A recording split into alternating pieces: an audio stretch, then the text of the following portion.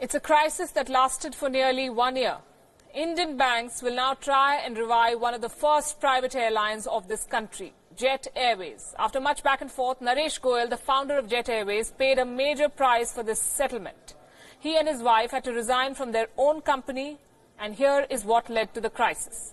Jet Airways owes more than $1 billion to its lenders. The company struggled to pay employees, suppliers and leasing firms.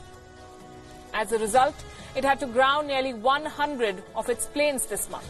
Fluctuating crude prices, a weak rupee and competition from low-cost airlines also hit Jet hard. The airline cancelled thousands of flights. Passengers on both domestic and international routes were affected.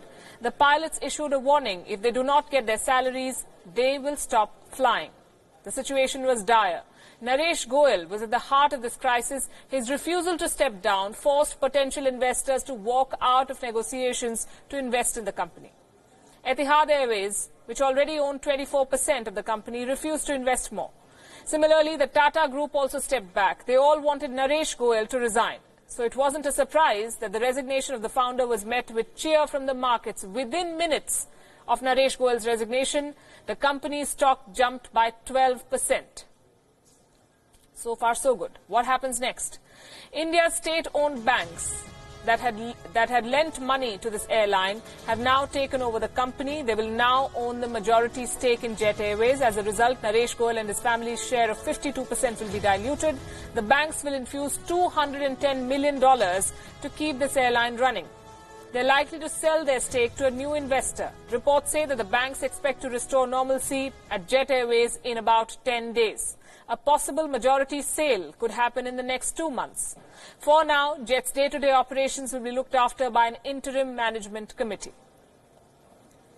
This was a rare move by state-owned banks, in fact, to take over an ailing company. But what led to this move? Why was Jet Airways saved? Several reports suggest that the Indian government had a close eye on this crisis. State-run banks were reportedly asked to ensure that the company does not crash.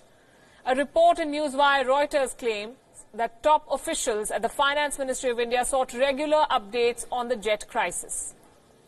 Ultimately, the state banks converted their debt into equity and are now majority owners of this airline. And just as well, Jet declaring bankruptcy would not have gone down well for the Modi government. The aviation industry is one of the success stories of this government. New airlines entered the Indian market in the last 5 years. The industry employs close to 1 million people. Financial troubles at Jet Airways would have also made it difficult for the Indian government to sell a stake in Air India. So far, the government has not been able to make any headway for disinvestment in the ailing state airline. So the survival of Jet Airways, is critical to that narrative. It is the second largest airline of India.